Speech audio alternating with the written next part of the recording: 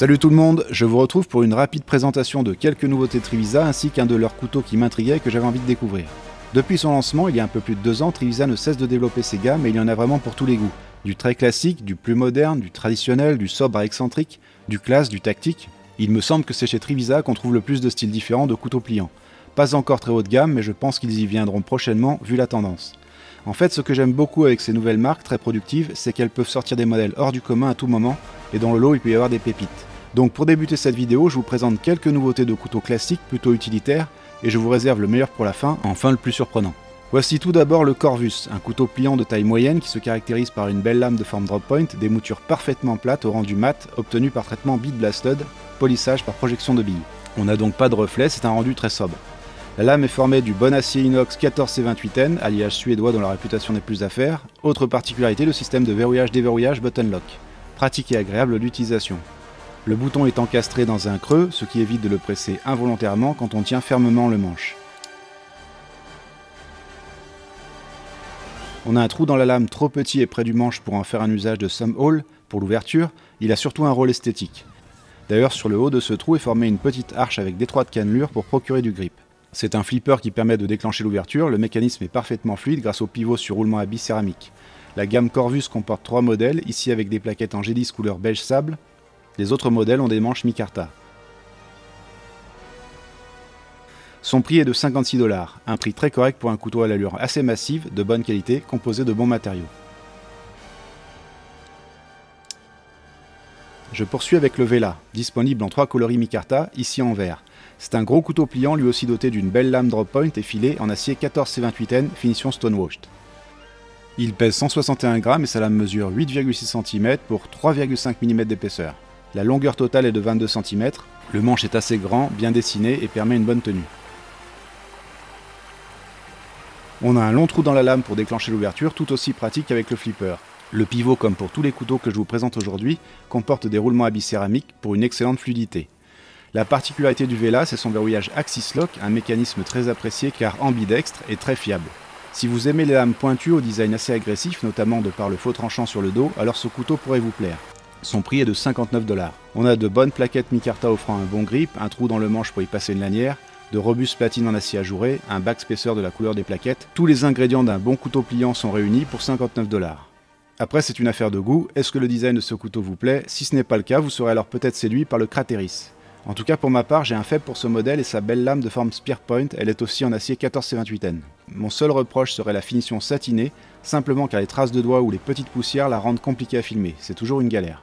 Ce Crateris présente un mécanisme button lock pratique et ludique, on peut déclencher l'ouverture via le thumb hole ou le flipper. Ce qui est très appréciable sur ce couteau, c'est son manche en G10, beige sur ce modèle. La texture de surface des plaquettes est assez douce, je n'avais jamais ressenti ce genre de sensation avec du G10. C'est surprenant et très agréable. Ce Crateris est aussi dispo en version manche bois et lame damas 110 couches, ainsi que version full black manche micarta. Le prix de mon exemplaire est de 58 €.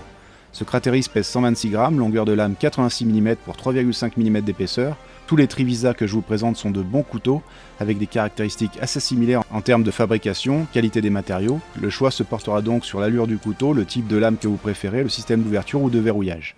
D'ailleurs, si parmi tous les modèles présents sur le site Trivisa, certains vous intéressent, vous pouvez passer par mon lien en fenêtre de description. En passant par le lien, vous pourrez taper le code de réduction Knives and Steels lors de la validation de votre commande, et vous aurez alors une réduction de 5%.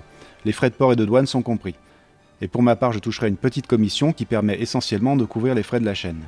Ces couteaux sont des pliants utilitaires d'un bon rapport qualité-prix, avec chacun un style bien affirmé, mais maintenant c'est le moment de la cerise sur le gâteau. Depuis que je présente des couteaux Trivisa, il y avait leur catégorie de couteaux dits fait main qui m'intriguait, avec des styles anciens assez impressionnants. Je les voyais un peu comme des couteaux de pirates, style Pirates des Caraïbes. Il y a des modèles plus ou moins sobres et d'autres plus insolites, alors quitte à en présenter un, j'ai opté pour un des modèles assez excentriques, le Pupis, qui se traduirait en anglais par chiot au pluriel ou marionnette, un nom un peu étrange comme le couteau finalement. Je suppose qu'il y a pas mal d'opérations d'assemblage qui nécessitent des activités manuelles, plus que pour des couteaux industriels classiques, et c'est sans doute pour ça que ces couteaux sont classés dans la catégorie handmade.